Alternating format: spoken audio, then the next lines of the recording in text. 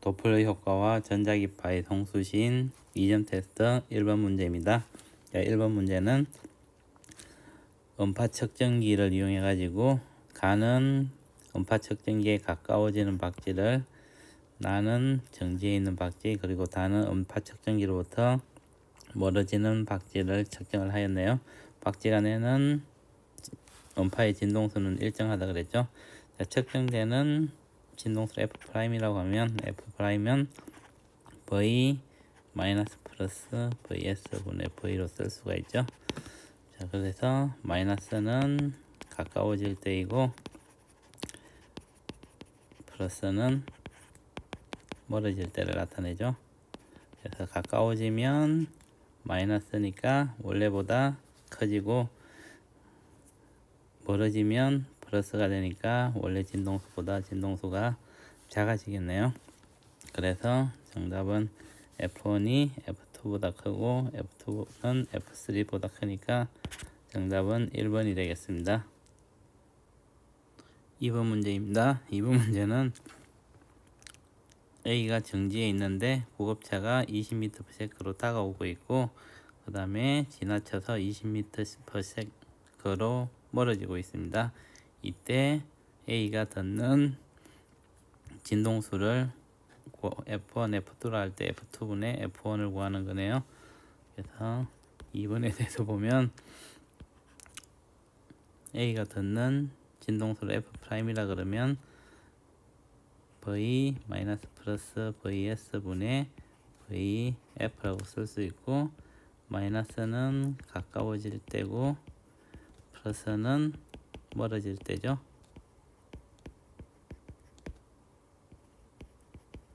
그래서 F1을 보면 F1은 가까워지니까 V가 음파의 속도 그 다음에 음원의 속도가 20분의 340 F가 될 것이고 F2는 340 멀어지니까 플러스 20분의 340 F가 되겠네요. 따라서 F2분의 F1은 320분의 360이 되니까 8분의 9가 되겠습니다. 그래서 정답은 4번이 되겠습니다.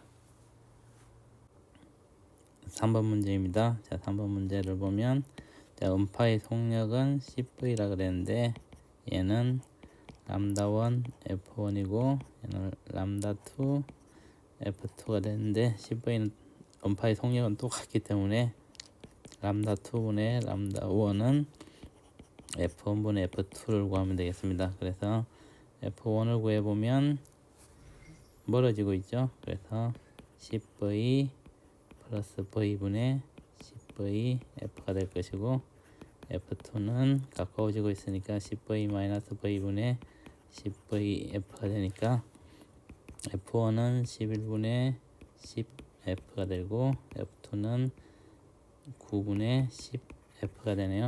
따라서 람다2분의 람다1은 F1분의 F2는 9분의 11이 되겠네요. 그래서 정답은 2번이 되겠습니다. 4번 문제입니다. 자, 4번 문제는 음파 측정기 P는 정지해 있고 음파 발생기 Q는 V 속도로 움직이고 있네요. 근데 이제 PQ의 거리와 시간의 그래프를 보면 0에서 2t 쪽 동안은 멀어지고 있고 거리가 커지므로 멀어지고 있고 2t에서 4t 동안은 가까워지게 되네요. 그리고 t일 때 진동수가 10분의 9 F라고 합니다. 그래서 문제를 보면 우선 기억을 보면 음속을 구하라 그랬죠. 자, 음속을 V0라고 하면 10분의 9 F는 V0 시간이 t일 때는 멀어지고 있으니까 플러스 V분의 V0가 되고 F가 되겠죠. 그래서 F를 없애주면 10V0는 9V0 플러스 9V가 되네요. 따라서 V0는 9V를 얻을 수 있습니다. 그래서 기억은 맞겠습니다. 자, 니은을 보면 시간이 t일 때 p가 측정한 음파의 파장을 구하라 그랬죠.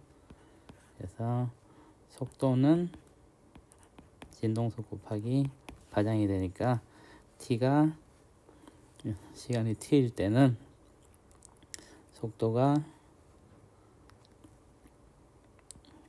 음파의 속도는 항상 9V가 되겠죠. 그 다음에 F는 10분의 9 F가 되고 람다가 되겠네요. 자, 이때 시간이 T초니까 T초라고 하면 람다 T는 9를 없애주면 F분의 10V가 되겠네요. 그래서 니은도 맞겠습니다. 자, T것을 보면 3T일 때 P가 측정한 음파의 진동수라고 그랬으니까 F3T는 3T일 때는 그래프상 여기 있기 때문에 V의 속도로 가까워지고 있죠. 음원 루트. 그래서 V0 마이너스 V분의 V0 F가 되겠네요. V0는 9V 마이너스 V분의 9V F가 되겠습니다. 그래서 8V분의 9V F가 되니까 F3T는 8분의 9 F가 되겠네요. 그래서 D것은 틀렸습니다. 그래서 맞는 것은 기억 니은이니까 정답은 3번이 되겠습니다. 5번 문제입니다.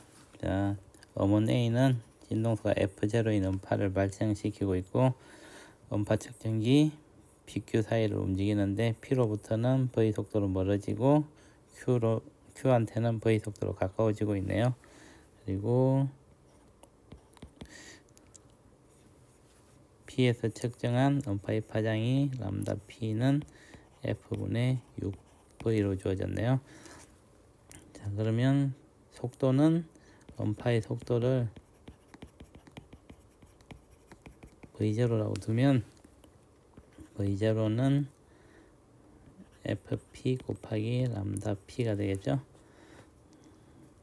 그리고 FP는 V0 멀어지고 있으니까 플러스 V분의 V0 F라고 쓸 수 있겠네요. 그래서 람다 P는 FP분의 V0니까 이 식이라고 하면 V0 곱하기 FP가 V0 F분의 V0 플러스 V가 되니까 없애주면 F분의 V0 플러스 V가 F분의 6V였죠. 그래서 V0는 5V를 얻을 수 있습니다.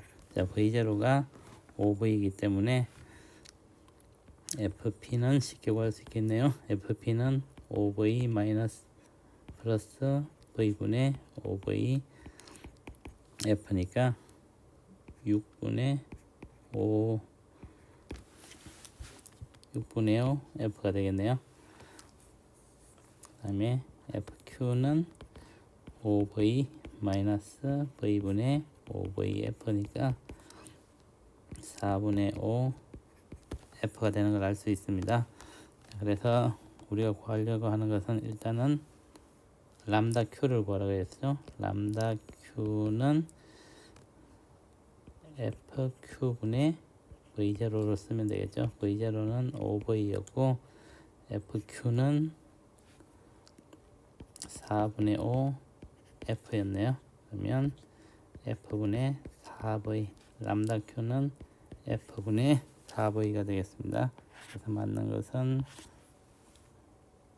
4번 5분이 될 것이고, 자, 두 번째는 FQ 마이너스 FP를 구하라 그랬죠. 그래서 FQ는 4분의 5 F, FP는 6분의 5 F였죠. 그래서 12분의 5로 묶어 놓으면 3-2F가 되네요. 따라서 12분의 5 F가 되겠습니다. 12분의 5F가 되니까 정답은 4번이 되겠네요. 6번 문제입니다. 자, 6번 문제를 보면 빗면을 A가 미끄러져 내려가면서 구간 1과 구간 2의 마찰공항을 지납니다. 구간 1에서의 거리가 D이고 속도는 V라 그랬죠. 등속도로 움직이고 있죠. 구간 2에서도 등속도로 움직이는데 이때의 속도를 V'이라 그러고 구간 2의 길이를 D'이라고 하겠습니다. 그럼 P에서 구간 1과 구간 2를 지날 때 측정한 진동수가 5분의 6 파이 F와 3분의 4 F가 되네요. 그래서 우선 구간 1에 대해서 F를 측정해 보면 진동수가 5분의 6 F가 되고 원파의 속도를 V0로 그러면 V0 가까워지고 있으므로 마이너스 V분의 V0 F라고 쓸 수 있겠죠. 그래서 정리를 해보면 6V0 마이너스 6V는 5V0가 돼서 V0는 6V가 되겠네요. 자, 구간 2를 지날 때도 똑같이 적을 수 있으므로 이때는 3분의 4 F가 되고 V0가 6V 마이너스 V 프라임 분의 6V F로 쓸 수가 있겠습니다. 그러면 24V 마이너스 4V 프라임은 18V가 돼서 4V 프라임이 6V가 되고 그래서 V 프라임은 2분의 3V가 되겠네요. 그래서 우리가 구하고 싶은 것은 구간 2의 길이를 구하라 그랬죠. 구간 1의 길이는 속도가 V 그리고 시간을 곱하면 얘가 T가 되겠죠. 근데 같은 시간이라고 하기 때문에 V 프라임 곱하기 T를 해주면 D 프라임이 나오겠죠. 그래서 D 프라임은 V 프라임이 2분의 3 V 곱하기 T인데 VT가 D였죠. 3에서 그래서 2분의 3T가 됩니다. 그래서 구간 2의 길이 D 프라임은 2분의 3T가 되겠네요. 그래서 정답은 2번이 되겠습니다. 7번 문제입니다. 자, 7번 문제는 자동차의 속력을 측정하는 과정에 대한 설명이다. 속력 측정기 A는 자동차의 속력은 도플러 효과를 이용하여 자동차의 속력을 측정할 수 있다. 전자기파를 방출하며 정지해 있는 A를 향해 자동차가 속력 V로 움직일 때 A가 측정한 자동차에서 반사된 전자기파의 진동수는 F이다. 원래 측정기에서 방출한 전자기파의 진동수를 F0라고 그러면 F는 원파의 속도를 V0는 V0 마이너스 자동차의 속도를 V라고 하면 V분의 V0 F0라고 쓸 수 있죠. 그래서 만약에 자동차의 속도가 V가 더 커지게 되면 F는 분모가 작아지므로 F는 더 커지게 되고 속도가 줄어들게 되면 V가 작아지면 분모가 커지게 되니까 F는 작아지게 되겠네요. 그래서 전자기파를 반사하면 A를 향해 운동하므로 자동차의 속력이 V보다 크면 A가 측정하는 전자기파의 진동수는 F보다 커지겠죠. 그리고 자동차의 속력이 V보다 작으면 A가 측정한 전자기파의 진동수는 F보다 작다가 되겠네요. 그래서 기억은 도플러이다. 네, 기억은 맞겠습니다. 니은은 크다. 니은도 맞겠네요. 디귿은 작다가 맞겠죠. 디귿도 맞습니다. 그래서 기억, 니은, 디귿이 다 맞으니까 정답은 5번이 되겠습니다. 8번 문제입니다. 그린 가나는 직선도선에 전압이 일정한 직류전원과 교류전원을 각각 연결한 모습을 나타낸 것이다. 자, 가에서는 직류를 연결했고 나에서는 교류를 연결했네요. 기억을 보면 가의 직선도선에서 전류의 세기는 일정하다. 직류전원이 연결되어 있기 때문에 일정한 전류가 흐르겠죠. 그래서 기억은 맞겠습니다. 니은은 나에서 직선도선 주위의 점 P에서 자기장의 세기와 방향은 일정하다. 자, 교류전원을 연결했기 때문에 직선도선에 흐르는 전류가 시간에 따라 바뀌죠. 그래서 P에서 생성되는 자기장의 세기와 방향도 시간에 따라서 계속 변하게 되죠. 일정하지가 않죠. 그래서 니은은 틀렸네요. 이것을 보면 나에서는 전자기파가 발생한다. 시간에 따라서 자기장이 바뀜으로 변하는 자기장이 전기장을 유도하고 또 유도된 전기장이 계속 시간에 따라 바뀜으로 자기장을 유도하죠. 그래서 전자기파가 발생하게 됩니다. 그래서 이것은 맞겠네요. 그래서 맞는 것은 기억 이것이니까 정답은 3번이 되겠습니다. 9번 문제입니다. 자, 그림 가는 교류 전원에 연결된 축전기의 평행판 사이에서 전자기파 발생하는 것을 나는 전자기파를 수신하고 있는 직선형 안테나를 나타낸 것으로 기억과 니은은 전기장과 자기장을 손수 없이 나타낸 것이다. 우선 기억과 니은에서 안테나가 직선형 안테나죠. 이 직선형 안테나가 신호를 받아들이기 위해서는 전기장의 방향과 안테나의 방향이 일치해야지 안테나 안에 있는 전자들이 힘을 받아서 전기장에 의해서 힘을 받아서 신호를 받을 수가 있죠. 그래서 안테나의 방향과 평행한 방향은 기역이니까 기역이 전기장이 되겠네요. 그러면 니은은 자기장이 되겠습니다. 문제를 보면 기역은 가에서 변하는 전기장이 자기장을 유도한다. 가에서는 축전기의 전기장이 아래 방향으로 있는데 얘가 아래 방향으로 움직이면서 자기장을 둥글게 만들죠. 그래서 기역은 맞겠습니다. 니은을 보면 기역은 전기장이다. 자, 니은 나에서 기역은 전기장이다 그랬죠. 그래서 니은도 맞겠습니다. 이것은 나에서 안테나에는 교류가 흐른다. 안테나에는 전기장이 시간에 따라 바뀌기 때문에 교류 전류가 흐르겠죠. 그래서 이것도 맞겠네요. 그래서 맞는 것은 기억, 니은, 이것이 다 맞으니까 정답은 5번이 되겠습니다. 10번 문제입니다. 자, 10번 문제를 풀기 위해서는 축전기와 코일을 연결했을 때의 저항 성분을 보면 임피던스라고 그러고 축전기를 연결했을 때는 2파이 F C분의 1의 성분을 갖고 코일을 연결하면 2파이 F L의 성분을 갖게 됩니다. 그래서 축전기는 진동수에 반비례하는 저항 성분을 갖고 코일은 진동수에 비례하는 저항 성분을 갖게 됩니다. 그래서 문제를 보면 우선 나에서는 진동수에 비례하는 저항을 가져서 전류가 줄어들죠. 그래서 나는 코일에 연결한 그래프가 되겠네요. 그래서 문제를 보면 교류 전원의 진동수가 클수록 축전기의 저항 역할은 커진다. 자, 축전기의 저항 역할은 진동수가 클수록 작아진다 그랬으니까 기억은 틀렸네요. 나는 가에서 스위치를 B에 연결한 것이다. 자, 코일에 연결했다 그러니까 B에 연결한 게 맞겠죠. 그래서 니은은 맞겠습니다.